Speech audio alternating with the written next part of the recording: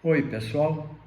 Em nossas anotações acerca da antropologia jurídica, hoje vamos abordar a temática da escravidão e do racismo.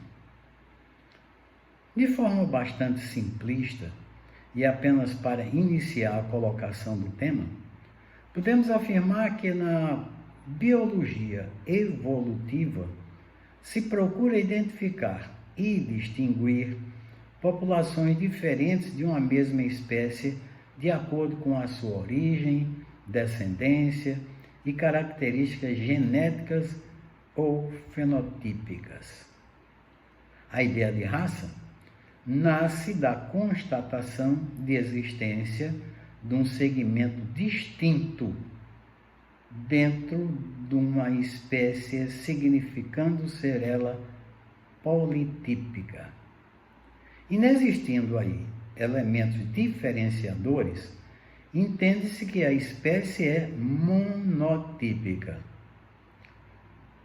Dito de outra maneira, uma alteração gradual em um fenótipo é perfeitamente normal nas espécies monotípicas.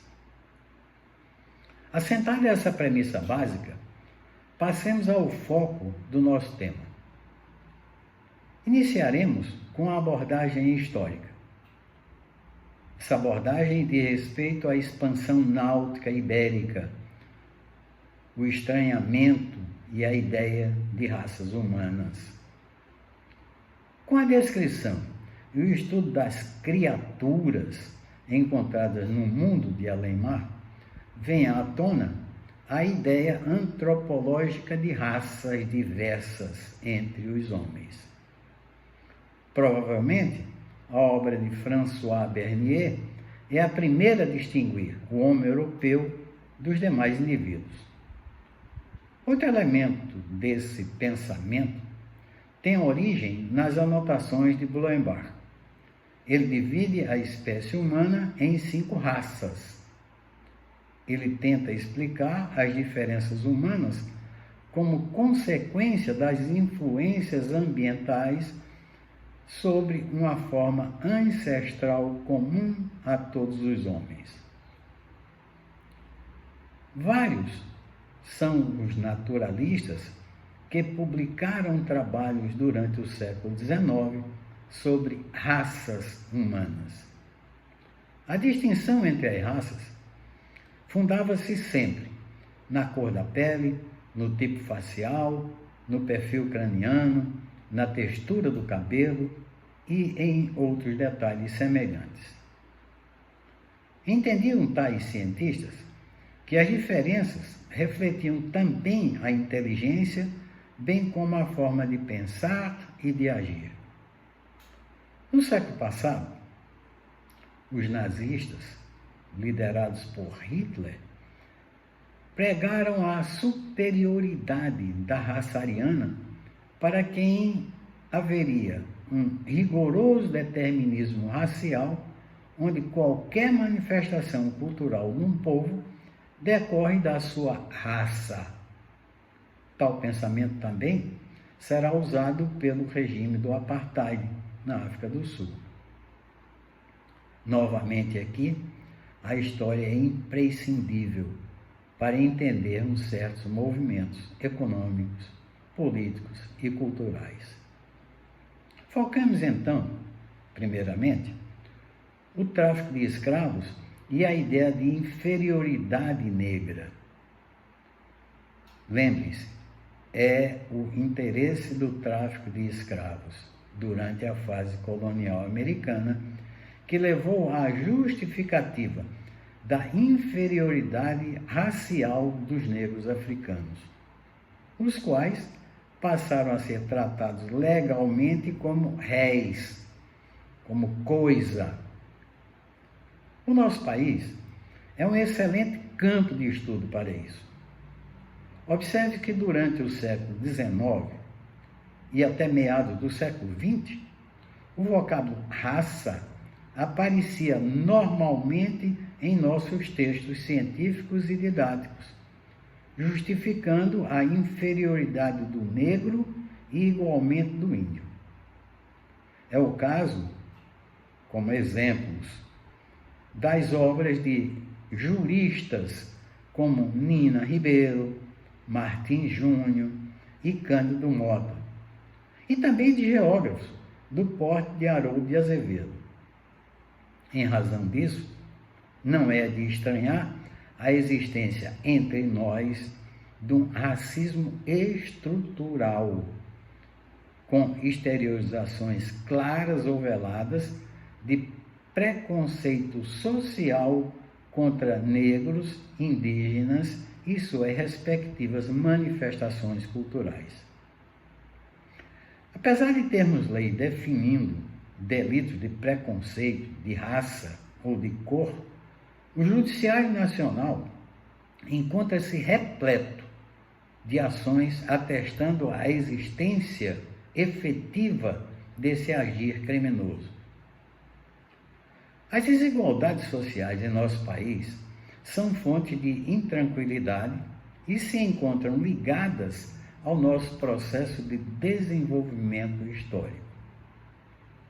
Resultou desse processo em problemas de racismo estrutural, implicando em práticas institucionais, históricas e culturais de discriminação e preconceito contra indivíduos ou grupos em razão da etnia ou da cor da pele.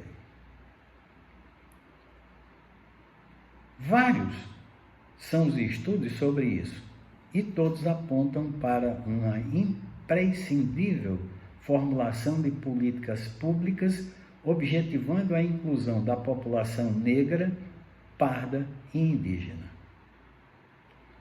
Tal contingente da população apresenta os maiores níveis de vulnerabilidade econômica e social. Vale lembrar que os desequilíbrios socioeconômicos constatados entre pessoas autodeclaradas brancas e negras no Brasil torna-se bastante evidente e preocupante, principalmente através de dados divulgados recentemente pelo IBGE. No documento do IBGE, constatamos coisas importantíssimas para entendermos a nossa situação econômica, social e política. Vejamos, a nossa população à época, 2018, era de 207 milhões de indivíduos. Desse contingente, 55% se autodeclara negro e pardo. Brancos totalizam 44%. Já o mercado de trabalho ostentava 12 milhões de desempregados e negros e pardos eram 64% deles. O rendimento médio mensal dos ocupados indica que negros e pardos ganhavam em média próximo a R$ 1.600, enquanto que brancos recebiam em média R$ 2.800. Relativamente aos cargos gerenciais, por exemplo, de renda alta, os negros e pardos representavam apenas 11%, enquanto que os brancos eram 85%. Mais importante ainda, a representação política. Deputados federais negros e pardos eram apenas 24%. Também aqui merece um destaque maior o fato de que as mulheres negras ou pardas constituíam apenas 2,5% dos deputados federais. Mas voltemos ao foco, ao nosso ponto central do racismo entre nós. Adiante que a prática de racismo constitui crime inafiançável e imprescritível à luz do inciso 62 do artigo 5º da Constituição Federal. Para que não nos esqueçamos, as teorias racistas pretendem provar as raças são geneticamente diferentes. Existem as raças inferiores e as superiores. Tem-se as atrasadas, incapazes de desenvolver intelectualmente, que não conseguem compreender as ideias mais complexas e avançadas. Por outro lado, as raças superiores estão naturalmente destinadas a dominar o planeta e têm o direito de exterminar as raças inferiores.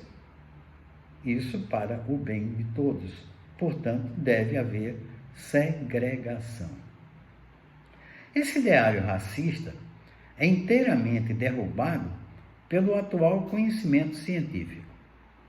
Constatou-se que na espécie humana a variação representa de 3 a 5% aproximadamente da variabilidade total. A conclusão é que não existem raças humanas do ponto de vista biológico. A espécie humana é monotípica.